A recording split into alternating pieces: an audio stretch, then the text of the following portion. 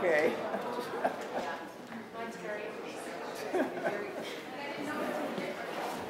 You know how many years this has been? It's been a couple of years.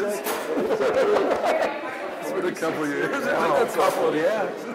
That's 46 years. So would you have recognized me if you didn't know I was here? With the No, it was very weird because they kept saying, this guy, what are you talking about? And then they gave me this DVD.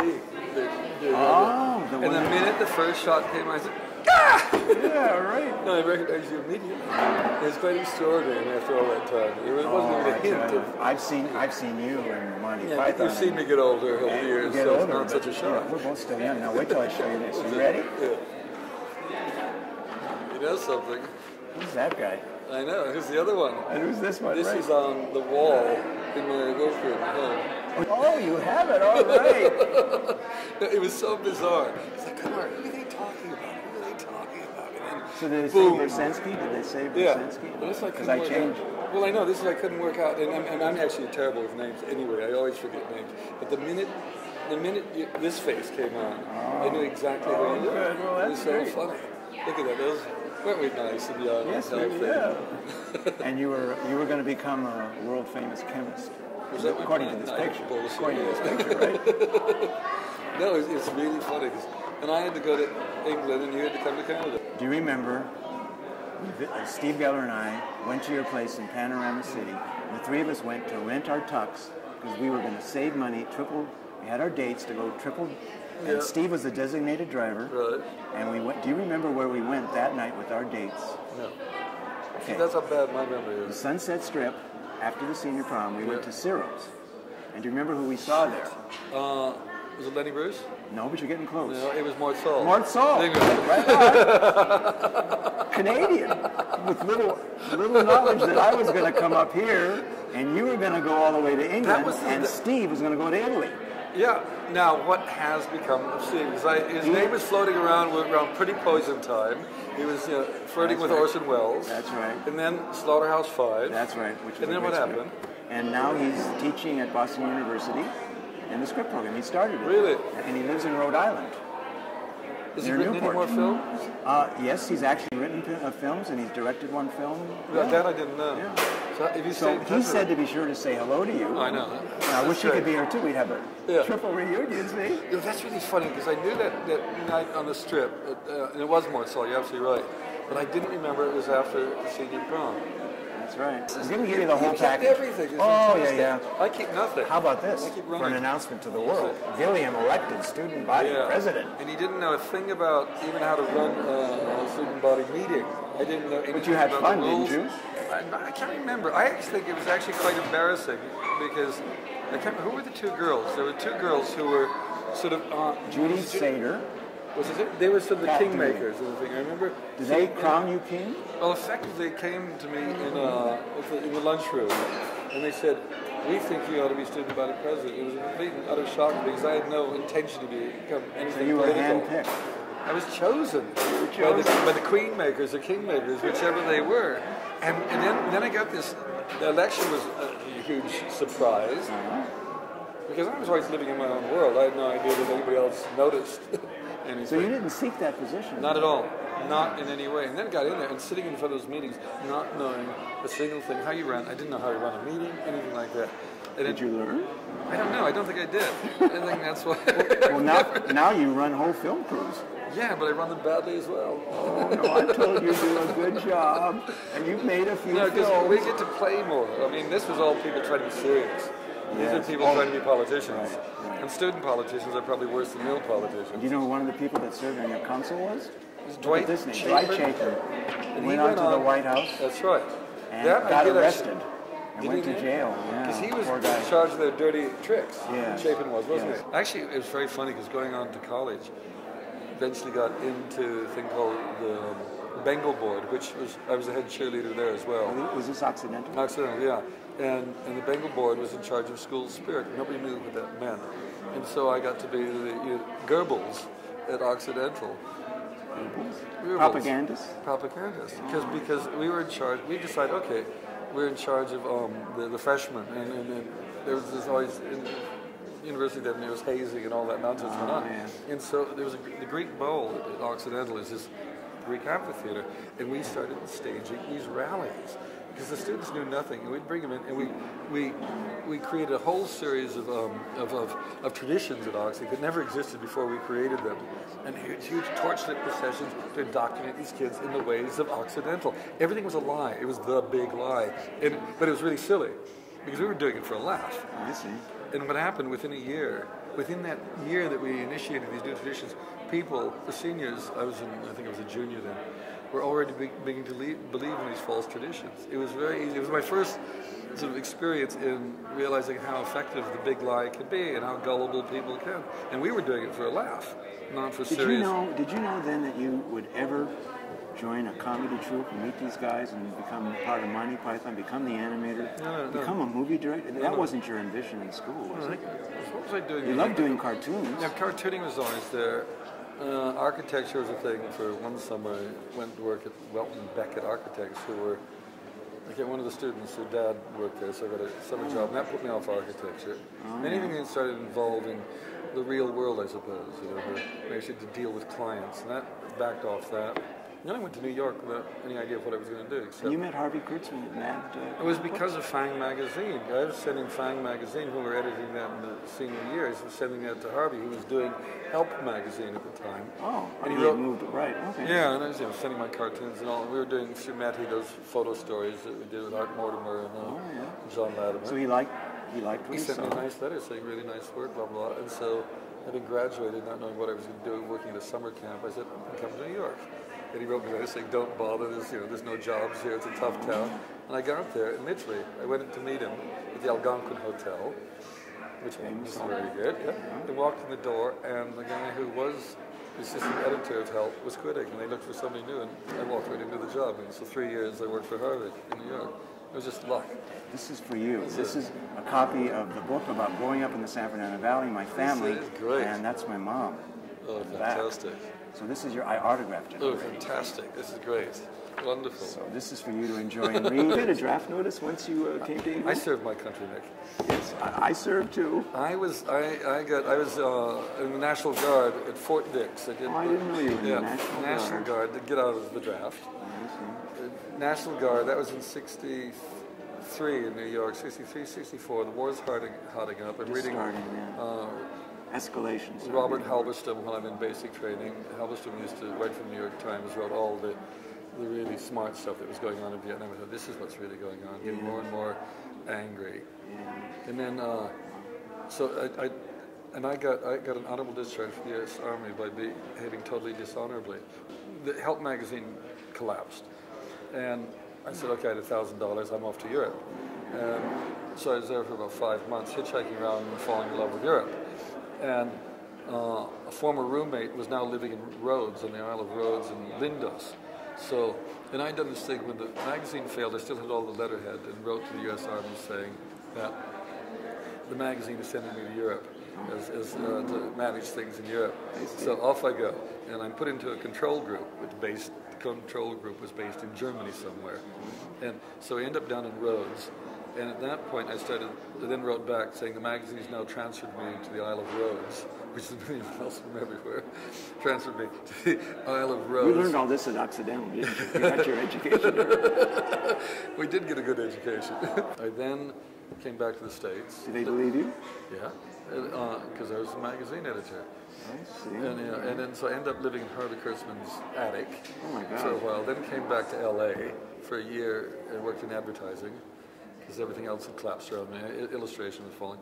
But all this time was going on, and I'm sending letters. The U.S. Army would constantly contact me, and it would go to from the control. It would go. It usually went from St. Louis to the control group. Then they'd send it to Rhodes. They were trying to get a hold of you. Yeah, my friend would then send it to me wherever I was. I would then respond, put it in an envelope inside the one to him. He would then mail it from Rhodes back, and it would go round and round. And then I got to England. These are secrets. Shh, quiet down. And I got an honorable discharge. They can't touch me.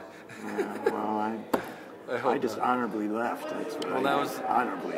But they just went on and on. When I got to England in 67, as I went there, then they were closing down all the control groups. They were bringing everybody back to the States for cannon fodder. And I said, I'm not going back. I'm not going back. And I got a lawyer. And I got every magazine, the BBC, television stations to say I was absolutely necessary for the continuation of their company. And were I to go to the state, I'd become an indigent, and I got out in honorable discharge by being Yossarian. That's what it was. I learned everything from Yossarian. Yeah, well, you did. Also, we both learned from the Three Stooges, I think. Oh, yeah. And we learned from Abbott and Costello. Yeah. And Mad comic books. Yeah. I bought the first issue when I think I was 12 years of age, and I remember discovering it at the farmer's market in L.A., and I couldn't believe that here was a magazine that was making fun of everything. And Bill Elder always had these little drawings and signs in the background and stuff. Do you feel that's been an influence on your? Oh, totally. Yeah, totally. I mean, Mad was just, it was it. It was like, because it was also cinematic. The thing about yes, it was. The way, those artists. Harvey always wanted to be a movie maker. Oh. And so he would do, panning shots, all these things he would do graphically in there. Yeah, I remember that. And that was the great thing. I mean, there's this magazine that probably formed me as much as anything. And then to go, and then work with all those guys after college. It was amazing. But Mad was, it was because it was also the Katzenjammer kids. Remember the Katzenjammer kids? Oh, yes, I do. Again, with the Stooges, it was, in Marx Brothers, it was chaos. It was creating chaos out of the order and the boring order of the world. And you like to do that. Yeah. See what happens when you throw it up in the air. And when you read my poems, you'll discover that I'm dealing with the same thing, but I take a lyrical take on these stuff. I got to go back. Mr. Kaufman's class. Yeah. You sat right in front of me. He was great. He was a wonderful teacher. Socratic dialogue and everything. He was one of the few people. And Mr. Goebel. Yes, Mr. Goebel was. He's a science teacher. Yeah. These are the guys that I remember most of all because it was about learning, not about facts and figures. It was about learning to think. Yeah. Oh, Mr. Kaufman was great. And at the that. Those are the people that made the difference. It's usually a couple if you're lucky. That's right. I remember the day that you came in Minnesota, you and your friend Dick Jutra, who became part of our class. Look at that. I mean, that's a name I forgot. That's a name I forgot. In 1953, I think it was 50. Because it didn't come straight from Minnesota, because we got to Panorama City. Then I was in Chase Elementary School in Panorama City, and then junior high. High. And you stayed, just like me. We stayed. Wasn't that the first year? We were the third grad. It was the third. It was the first year, and we were in the third graduating class, the Phaetons. Yeah, pink and black. Yeah. Have you gone to any of the reunions? No. Have I? This is it. Yeah, I'm still friends with Lenny Bell and Bob Stilwell, who are part of the class, and Paul Rosenberg, and I communicate with them and with Steve. How about Larry Bell? And I haven't talked to Larry in a long time. I bumped into it because he became a very famous artist. Yes, with glass, working with glass. I mean, when I got to New York on help, he somehow was there with the Warhol crowd, with the Rauschenberg. He was with all the pop artists. He was doing these glass cubes, and he was suddenly very successful. Yes. And then I lost touch with him. And then years later, I was at the Temporary Contemporary in LA, I think it was what it was called, when they built this new one. And I was going around, and I hear this voice in this dark room. I recognize the voice. Yeah.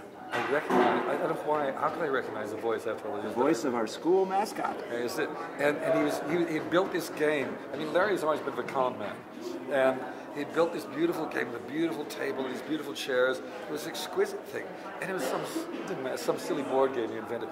But he was talking about it in the most solemn tones, and it was like, and he had some suckers in there buying all this stuff, and I'm sort of standing in the shadows listening to this bullshit, and then I started making comments about being an Indian brave and Birmingham Braves, loyal to you, Birmingham Braves will ever be true, things like that. And he's beginning his pitch. These were the days that were not politically correct. His pitch is getting all wobbly. And I said, did he recognize you? Yeah.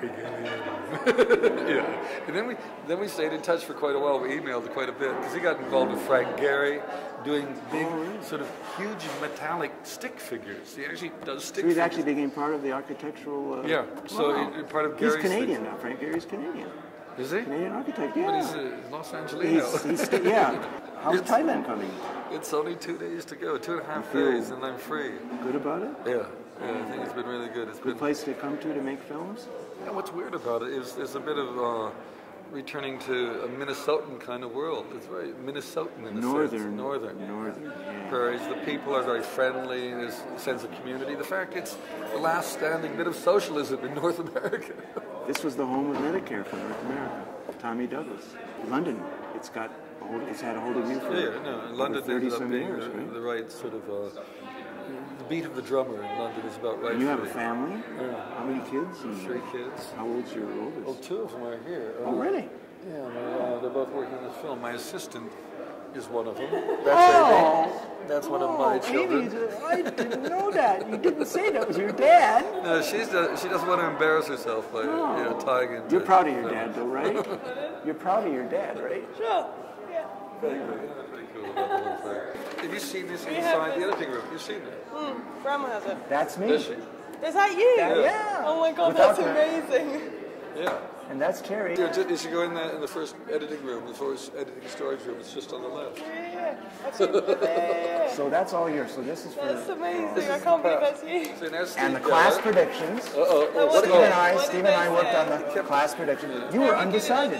It said There undecided. you go. Didn't have a clue. No, you didn't Where were know. you going to be? Where Yeah, were you? well, Steve, I wrote Steve's. I wanted to be a Pulitzer Prize novelist. Well, I can never be that now. I mean, You're I not can a win the novelist. Governor's General Award, You're maybe. a poet. Proofreading, courier, copy, continue working that. And for Steve, he wanted to be a Pulitzer Prize winning playwright, and I said Pulitzer Prize stagehand. So, and that's Steve. And then Larry Bell ended up being washing dishes in the cafeteria. And he wanted, what did he want He to wanted be? to be an artist, and he was one. So he did follow through. See, I had no idea he was. That was what he wanted. I just knew him as the brave mascot. Yeah. And Lenny is his cousin, and Lenny wanted to be a traveling salesman. He became a cigar store Indian. Oh, God. Some of these jokes are definitely politically incorrect. No, but That's for sure. Political correction. I'm totally At that time, opposed to this it. was the 50s. I'm opposed I to know. it now. This was the 50s. But people that weren't even thinking like that. You know the best thing Eisenhower ever did as president? What? His closing remarks when he left, he said, "Beware the military-industrial complex," and that's what we've got now. Yeah, I know. Are you British now? Yeah, I've got a Are you a British citizen? passport. Yeah. I'm a I got Canadian two. citizen. Dual. Have you still got your U.S. citizenship? No, I don't.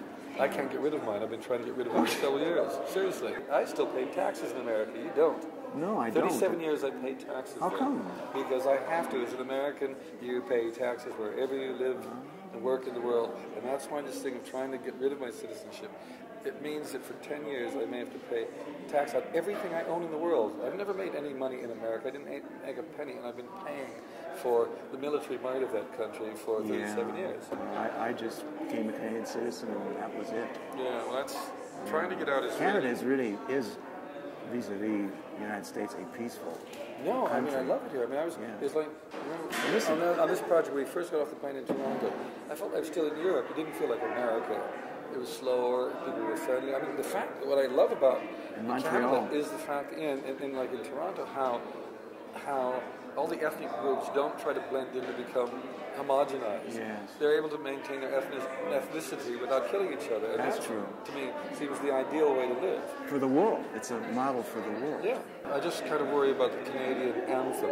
It's very militant. Oh, no, the Canadian anthem isn't militant. The It's all American about, ones. no, what is it? I mean, it was at the rodeo here. Stand on guard for thee. Yeah, I mean, come on. It But was you like, can stand on guard without having... No. I know. I have a pen. That's how I stand on guard. I stand on but I guard with think the the pen. Canadians are good because they don't stand. They sort of just duck down. They stay below the radar. Stay below the radar. That's Smart. right. Watch out. And don't stand up in the radar. Right. Be stronger. Blown over by America. Keep ducking. got Let the it. wind fly over.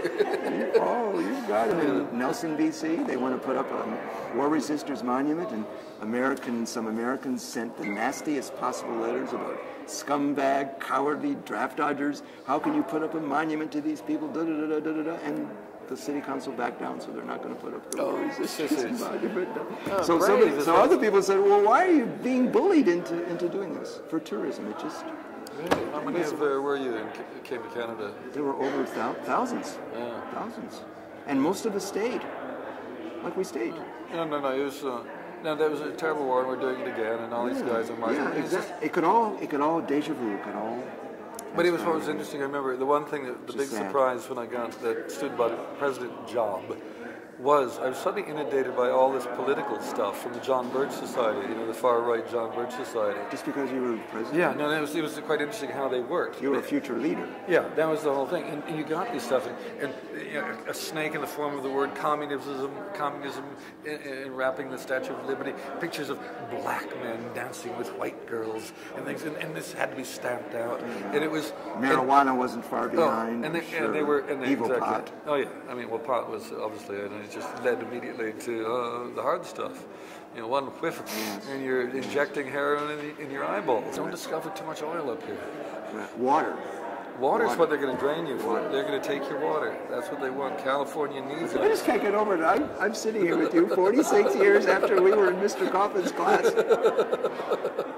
No, that's what I like about things. It doesn't change. I mean, I literally do forget all the people I know. I think I get on with whatever my current badge is. But the minute I sort of bump back into somebody I knew, it just goes like that.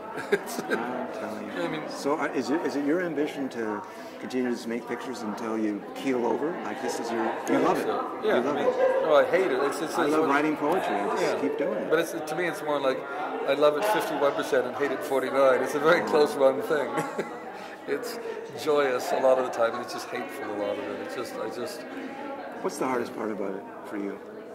Well, I don't know.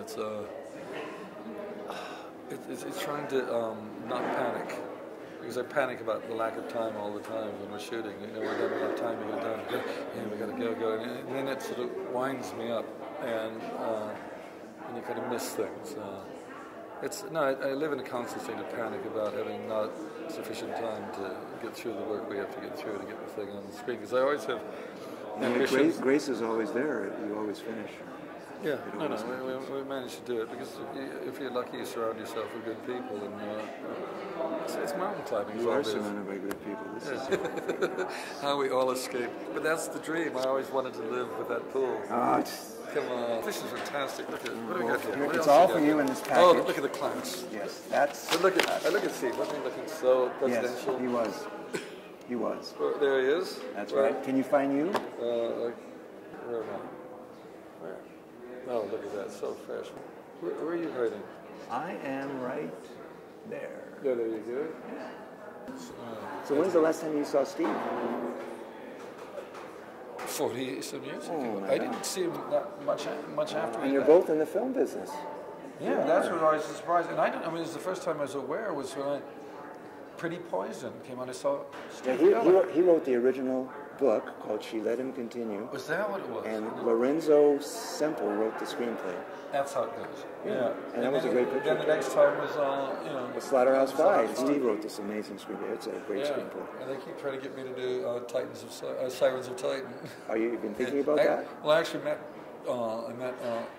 on Cat's Cradle because they were trying to get me to do Cat's Cradle. Oh, that would be a good one. No one's ever made a picture of that. I know. I had lunch with Vonnegut at the time because he was great. Yeah. Oh, all right. Yes, the circles keep closing. They keep, there's certain you get caught in certain eddies. Well, have you ever thought of doing a poetic epic? Like what? Oh, I'll write one. A poetic epic. A poetic epic. The closest I got to it was when I made Brazil, and I was in Paris because the French saw it first, and I was doing interviews. That's a great picture. And the journalist said, and I said, oh, I love it. And I said, why? What is it? Because it's poetry. It's as close as I got to it. It's more on the nose now than it was. People now keep coming and saying, there's things in it that, because the terrorism aspect was not as big in the world at that time as it has become. I saw it recently on TV. And suddenly it's all about this slightly fraudulent terrorism. Yes, there are terrorists, but also there's a lot of things happening that are in no way terroristic. They're all being drawn in to be part of this thing to keep the ministry going. Yeah, and that's what it's always been about. It's about how you keep. How you keep them with what is the Homeland Security? 190,000 people are in that bureaucracy overnight. I find that that's one of my favorite pictures. Yeah. For a children's picture, it's the most freewheeling. Yeah, exactly. And what was it like to work with God in that picture? Well, Ralph Richards. He was actually as we were going through the script. He said, "No, God wouldn't say that." He actually he did. That's what he did. No, I wouldn't. He didn't say God wouldn't say it. I wouldn't say that because he was God. And I love the fact that we ended a children's picture with the parents blowing up, Oh, And yes. we got in such, I got huge fights, and you can't do that. I said, now the kids will love it. Oh, food. This is food. This is the glamour of filmmaking. The Adventures of Baron Munchausen, another wonderful picture. With that amazing scene of the giant pouring in the water with the galleon. And you worked with a Canadian actor in that. He became Canadian, John Neville. So you've had some connections with Canada, actually. And Sarah Polley. And Sarah Polley. That's right. That's right. That was one of her. She was a child actress at the time. No, John Neville disappeared. He was, I'm looking for a great actress who nobody can remember. And he said, what about John Neville? The name came up. Where's he? He's in Canada. He said, teaching Shakespeare to the Eskimos, he said. But I really wanted somebody that nobody knew, because I hated the idea. He was great. Oh, yeah. But I don't like it when the actor is bringing his own baggage into the film, so the audience, that's Jack Nicholson playing at something. Yeah. And so he was just Baron Munchausen. It didn't exist in any form of the audience. That's right. And Sarah, strange enough, was I think the same age as Jodelle is in this film. Oh. Another young Canadian actress, another 9-10-year-old. And Sarah then was brilliant in that film, and then went on to do more and more. George Harrison did your music for Time Bandits and we had a company together, because after Life of Brian was made, because George put up the money for it. Oh, did he? Yeah, and then he and Python formed a company called Handmade Films, and we made Time Bandits and several other things that Mike Palin and Jean Cleese did. So George really rescued us, because the EMI, which is the big company, pulled out at the last moment on Life of Brian, and George was like the #1 Python fan. Yeah. And he came to the rescue. So then we all became really close, and for years it was a really great relationship. I'm curious, how did you get that role as the troll? And did you volunteer for it? Well, in the same way we do everything. In the shows, I was always doing the odd bits, the grotesque characters that involved makeup and lots of uncomfortable costumes that nobody else wanted to put on. I see. So when we came to casting the film, we all sat around and said, who can do this? Gilliam, he'll do that one. So they gave it to you. Beard, I had a false eye and a blind eye, everything. And you had this voice, this strange voice that came from the grave or something. It was a powerful little bit. And then I also remember in The Meaning of Life, you gained a Texas, I think it was a Texas accent, wasn't it? Sitting at the dinner table with everybody. Mr. Katzenberg, yeah. What I love most in there is there's a liver donor scene where they come to a guy's door. That's what you're eating. They remove his liver because he's got a liver. Oh, yes. And so I got to play a character which I turned into a Jewish Rastafarian. Oh, right. I had dreadlocks and this awful Jewish accent. Right. And I get my liver taken out. There's a point in Python where there was such cross-fertilization that my animations were becoming more like some of the sketches, and their sketches were becoming more like my animations. The animation that you did for Monty Python is certainly a pioneering form with the collages, the cutouts, the movements. And now you see a lot of that happening all over the world. It's become a form of animation that people use. Were you aware that it was something unique that you were doing at the time? I mean, it had been. Cutout animation had been done before, but to that extent, to that? Yeah, to that public awareness, no, not out on television where a million people are watching. Yeah. I mean, I only got into it because we had no time or money to do it any other way. And so the quickest thing was to cut out things and move them around. I've had over 700 poems published, 6 books. This is one of them, 26 chapbooks, and you can't stop me. I'm a railroad train, but not the kind that gets wrecked in the car. You write daily, obviously. I write daily. Is there a discipline to it, or do you just do it as it comes? There is. Part of my inspiration is my dreams. I write a lot of my dreams down. I keep dream files. Do you remember your dreams? Oh, you do. Well, your dreams are in the films. Yeah, it's weird. I don't remember most of my dreams. When they're going on, they're real, and they're fantastic. And then I wake up and say, I can feel it, but I can't remember it. One of the stories I wrote is called Baruch the Man-Faced Dog, and it's about a dog that studies Spinoza and has human parents. Right. And I wrote it from the dog's point of view. And it was a plotted dream. I was completely given, my Dreamweaver I called, gave me and I just had to write. I was editing Grain magazine at the time, which is a literary magazine, and I just said I'm going to set that magazine aside for this day because I had to write this down as a story, and it's been published, it's been anthologized twice, it's been on the CBC 4 times. It's very funny. Last night I was going to bed. I was trying to write something in this book for Jodelle, this young actress, you know, they're going to give her. And everything was just pat. Something for her to say? No, just something for me to write, thanking her for it. And I couldn't, and then I started writing. Maybe it was because I knew you were coming in. I started writing a poem. Oh, good for you. Not a poem, more a rhyme, let's call it that way. It's a verse. Verse. And I don't know where I started, but I actually started writing. It was actually really fun. I was sitting in bed trying to do this thing. With no idea where it started. I just had a walrus, because the book I was giving her is Alice in Wonderland, so I had a walrus. This film is... I read about it. There's a Alice in Wonderland quality to it. Yeah. I like the idea of rhyming is just funny. It actually frees you up. I find what I do with it is just like you just start, it's like. So you must love limericks. Yeah. Well, I've just written one this morning for it as well. Can you recite it? What is it? No, I probably can. Actually, I was writing it down. I lost the paper. I was working on it. No, wrong piece of paper. That's okay. I got pockets of paper, none of them are the right ones. You know, you're just like me. That's what I do. Yeah. All over the place. Yeah. There was a young girl named Jodelle who said my great big close-ups are swell.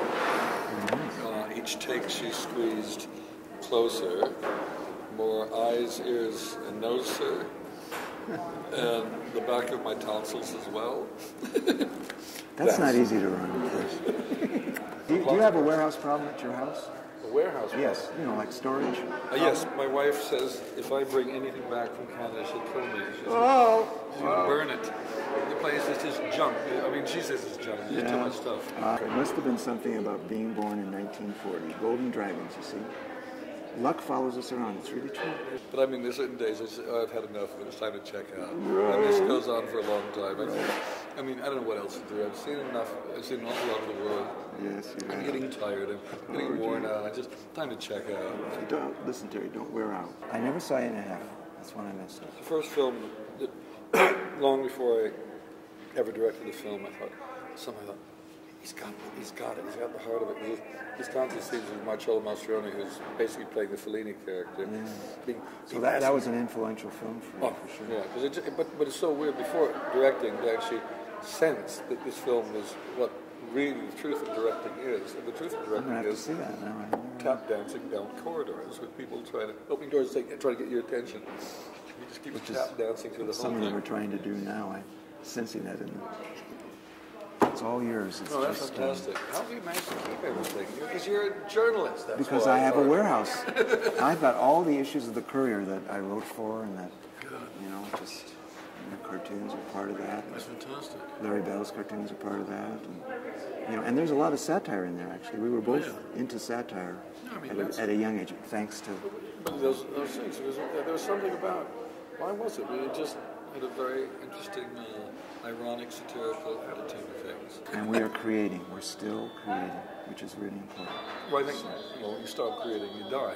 As far as I'm concerned. But after this life, I think we're going to continue.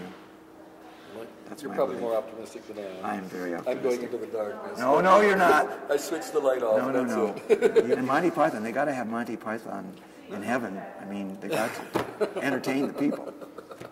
And the animation, they got to have clouds that have animation things going on. But who's going to go there? The people who feel the rapture and float up there, and everybody's left behind burning. Oh. All the interesting people. I don't know if we need to be raptured. I think. But so much of America wants to be raptured. Oh, there's a certain at the expense portion. of everybody else. Oh, yeah, there's a certain portion there. But, how about if the majority of the globe could vote on things? I think, See, that's one reason I actually left America. I couldn't deal with the responsibility of being American with all the privileges that entails and not understand the world. And unfortunately, most America doesn't understand the world. That's right. They don't know that the world really views how the world views certain things that is going on. Canada does, though. Canada has that awareness. So it's a border, just a little border can make a difference. It was also interesting years ago when I was in India and when Margaret Thatcher was running England, and all the bright Indians wanted to come to England because they'd grown up from India. Yeah, they'd grown up with the World Service, the BBC World Service, and that was like, England was everything. Yeah. And Margaret Thatcher didn't want those foreigners coming into the country. Really? So they all ended up in Canada. Oh. Canada reaped the harvest that beneficiary. England had sown. Wow. Because of Margaret Thatcher being so stupid. Did you go to Las Vegas to make Fear and Loathing in Las Vegas? It looked like you did. 5 weeks in Las Vegas, and that is the heart of the American dream, and it is really depressing. You see real America there, and it's a sad sight. Yeah. And they're all being suckered. They're all being suckered by that place. But they go there like this, and you see the shapes of America, which are not a pleasant shaped country anymore. The obesity, the grossness of the Americans because of the stuff they eat. It's just terrifying. And they go there and they think they're going to win, and all that happens is who pays for all those beautiful buildings and all? The great thing about it is you go there and all the hotels ask you to conserve water by not asking your towels to be changed daily. And yet outside it's nothing but fountains, fountains. Right. It's, so everybody does their little bit by not... contradictions. Yeah.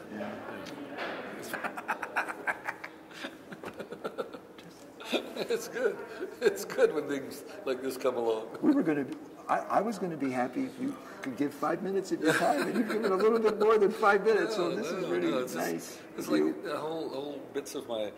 Our so you don't mind going back into the nostalgia? No. The problem is I'm not nostalgic normally. I don't think about it. I seem to have enough things to occupy my brain.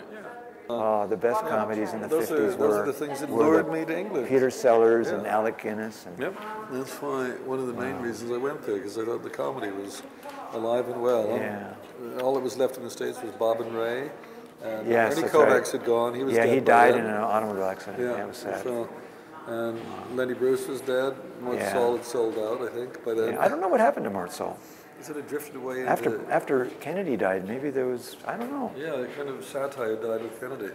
Yeah. In some strange way. Yeah, in a way. The States really changed it. And it was 2 years before I left, so it was on my birthday. That's my birthday. I voted for Lyndon Johnson. It was the only time I voted in the U.S. election. And I felt so disillusioned because Goldwater seemed to be such an alternate choice there. And Johnson went and just, the escalation started and said goodbye. That was it. Have you ever read A Bright Shining Lie, Neil Sheehan's book? I've heard about it. It's great. It's one of the best ones. Oh, it's great. It's fantastic. I'm going to... About Colonel John Paul Vann, who was in fact the guy that was feeding Robert Halberstam from the New York Times all the truth of what was really going on. This is a guy, Army guy, who was convinced it was being done in the wrong way because they were never embracing the local thing. They were just boom. He was really clear about how Vietnam could be dealt with in a way, and ended up dying, being eventually pushed into doing exactly what you do in the Army. Everything against what his instinct told him. It's not what's natural. I can see she wants you to really go there. Right, So come on, we're gonna go. Thanks a lot, Terry. Thanks.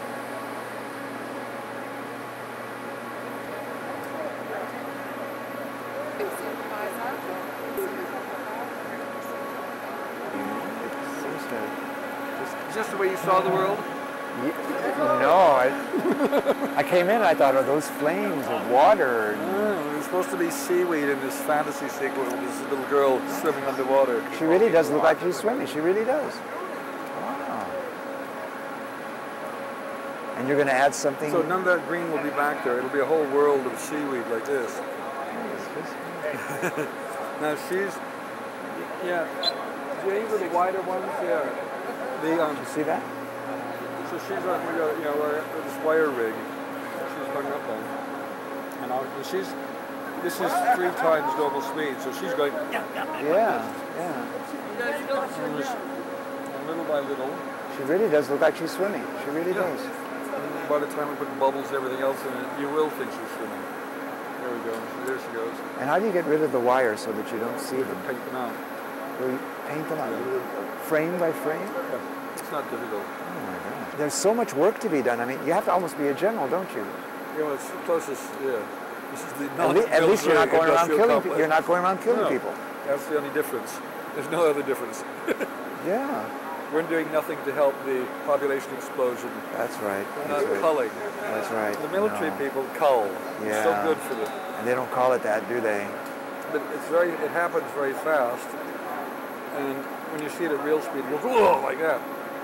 So we've got wind machines, and all the wind's blowing up, and that's what's lifting her hair, which makes it look like she's underwater. I love that angle that she was just, whoa. Yeah. It's almost like she's flying sometimes. Yeah. Well, I know. He's a wonderful actor. This is the second time you worked with him. Yeah. Fisher King, I remember you. Yeah, he's great. And Robin Williams, my God, you've worked with him 2 or 3 times now. Yeah, Robin's brilliant. I mean, these are people that, not just they're good, they're friends as well. They're people you would like spending time with. And working with. Oh, that's... I can't stand being in a situation where you're working with people you don't like. I've really never been in there. I'm pretty careful about who I work with. You want people with the right attitude, the right enthusiasm, the right dedication. No, it's too long a thing shooting a film to end up with people you don't like being with. Well, maybe the world should be run like a film crew. Bush has really got America into a real bad thing. It's going to cost so much money. They don't have money for Social Security. They don't have money for Medicare. They don't have money for relieving the debt. Yes. But the money's being spent for all the wrong things, while all things that need to be taken care of, education and health, are just, and poverty. I mean, God. All that stuff is just not dealt with because it's all going to the military. So Gore Vidal reckons that 75% of the American budget is spent on military-related. You know what? And if that's true, and I can believe that it's true, they have a way of covering that up so that you don't know that that's really where it's going, right? Yes. And where's your cinematographer? That's Nicola here. Nicola, the guy with the glasses. All right. Action.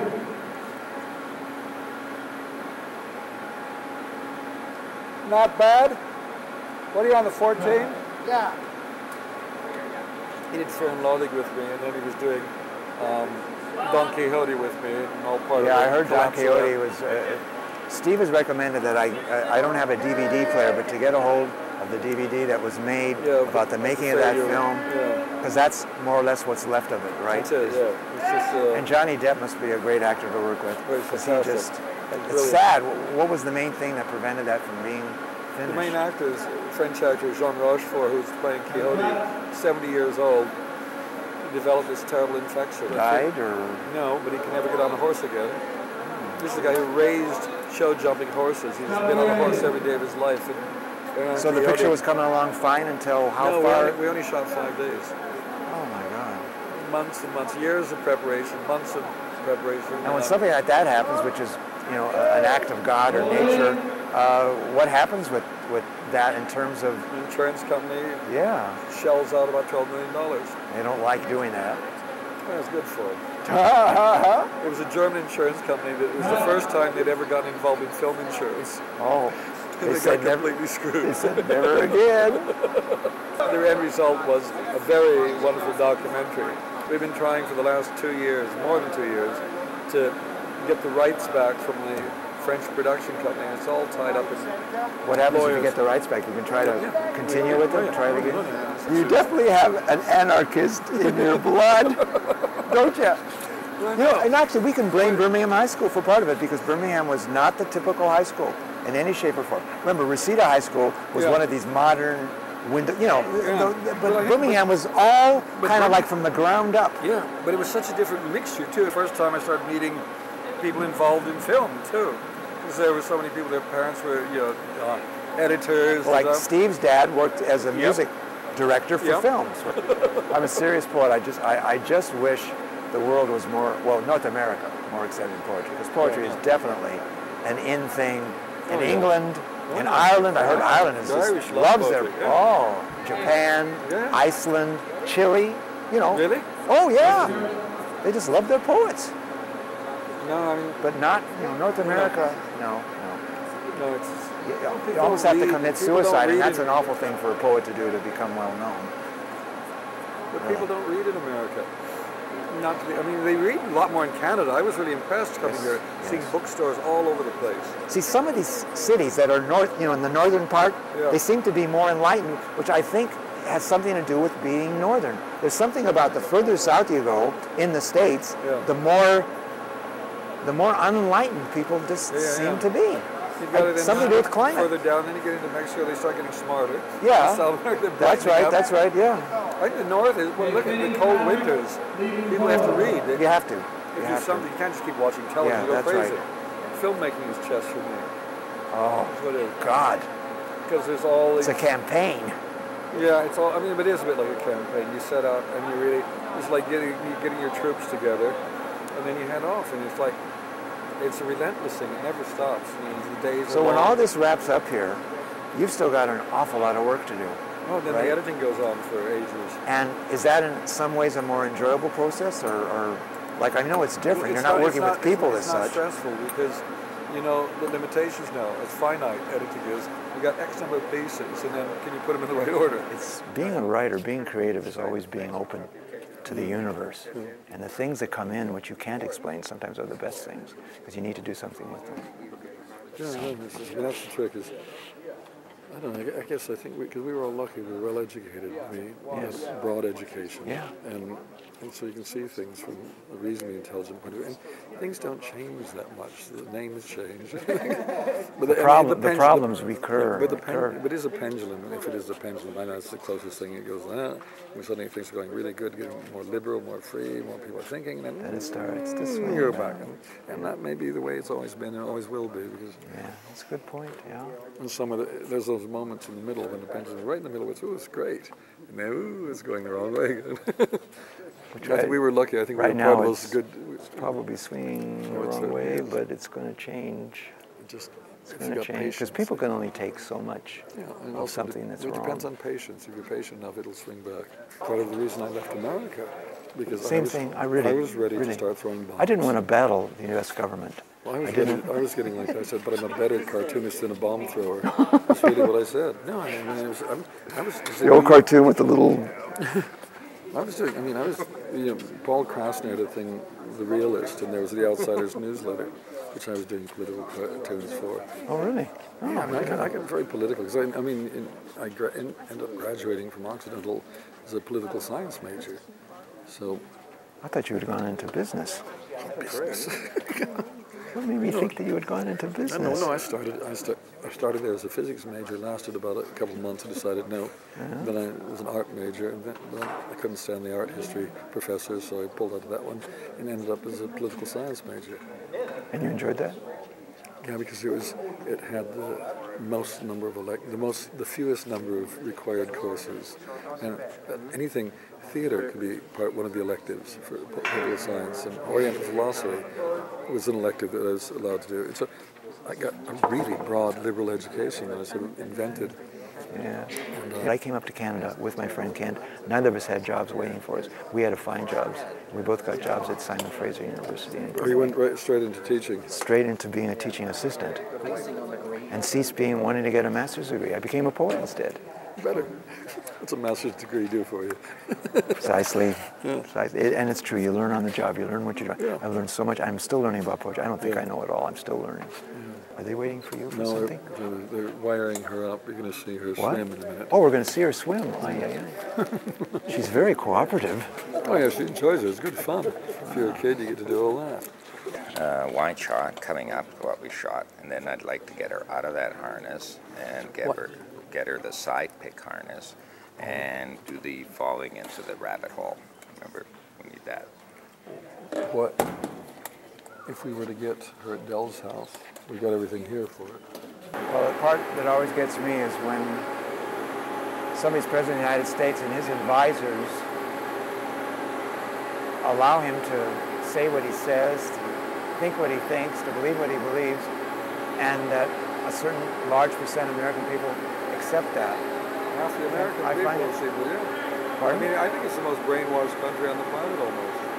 Maybe North Korea beats it, but not by far. Well, when we were living in the States, I certainly believed it was the greatest country on earth. I mean, I was ingrained to believe that. And coming to Canada, I started realizing, wait a minute, there is the rest of the world. There really is different ways of seeing life. Well, that's what happened and to me. seeing how things kind of choices you can make, the options that you have. So it was a good thing that I came up here. But that's what when I went hitchhiking around Europe, it was like eyes wide open suddenly. And when did you cease being the ugly American? Pardon? I blended in fairly quickly. I think. Yeah. But it was, he's just like, wow, I saw all these people had a very different opinion about America than I did. And I thought I was very left-wing. I realized, in fact, by their standards, I was very right-wing. We're gonna go now. So did you get? I just want to say thanks. Yeah. Thanks again. It's been another 47 a memory to hold on to, and we're going to see the film, and you'll see. Good. So, bless you, and I'll see you again someday. I'll get back here. May this film win some awards, right? Awards. I know. Thanks a lot.